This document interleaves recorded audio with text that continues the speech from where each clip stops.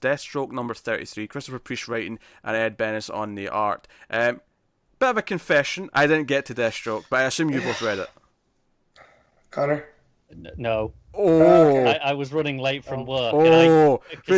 So I only had one book to read. Yeah, But, so I'll do a quick hit on this one. It's the adventures of Damien and Slade as they're going around, and Slade starts to put it together that someone has tampered with this DNA sample. Like, there's no way this kid's his. The way that there's just blind loyalty from Damien, I'm not gonna call him father. It's not sitting well with Slade. And is Damien ironically being a shit?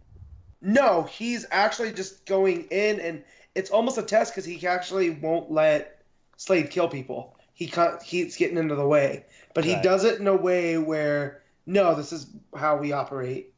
And so there's banter back and forth with them. He's like, stop calling me your dad. I'm not your dad, and whatnot. And he starts doing the whole, almost like Batman and Son, where he pledges like allegiance to him and stuff. And they go on this mission to this bike shop, and it turns out that the guy in the bike shop was like an ally of Slade's, like an asset that he uses, and someone's trying to take him out, and you get Nightshade showing up, and there's a cool fight with Robin and Slade with Nightshade. A lot of cool, with the art. Bendis does some cool things with her. It's almost Venom-esque, like with her Nightshade powers, but like it won't affect the Icon suit and whatnot. But Damien ends up being able to be pulled into the Nightshade realm, and that's how they defeat her. And they end up working pretty well together. I did see something on Twitter that I thought was interesting, given that, how we were complaining about last issue with the Dick Grayson being like, hey, if he doesn't like Dick Grayson, why is he using him? Yeah. Right. Apparently that was meant to be Tim. That was Red Robin. All right, okay. I think that there's some dialogue in this issue. Apparently. It comes here that you find out that's part of the scheme too, was from Tim, not from Dick. So yeah, but he leaves Damien in the Nightshade realm a little too long. It starts to drive him a little mad. So when he pulls him in there, he comes out and he's kind of like, almost like Lazarus Pitted, where he's just like pure rage, and he attacks Slade. And it's during this attack that Slade kind of puts it together.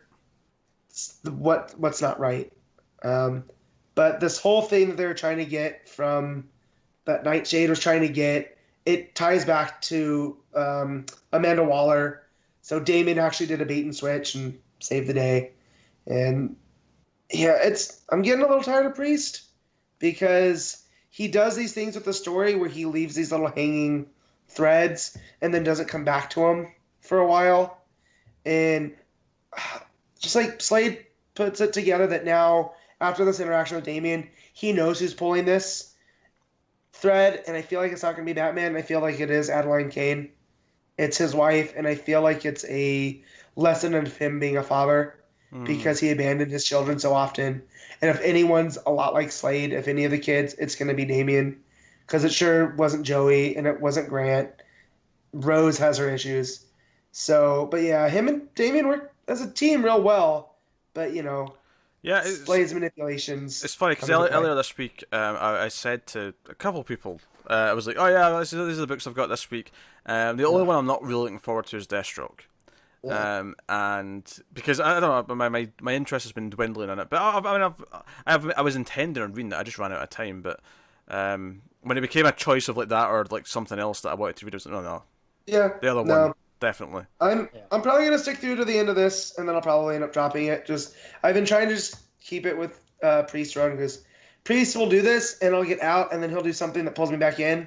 And now I just kind of want to see where the story's gonna go, see if I'm right. And there's 2 issues left. It says there's a 2-part conclusion. So, but yeah, Slade basically surmises that the way that Batman would get him to stop operating his Deathstroke business is by embedding Damien there with him. Because Damien won't let him kill people, right? He'll just keep getting in the way. And Slade doesn't want to kill Damien. Plus, Damien's almost kind of a match for him. That's really kind of a great idea.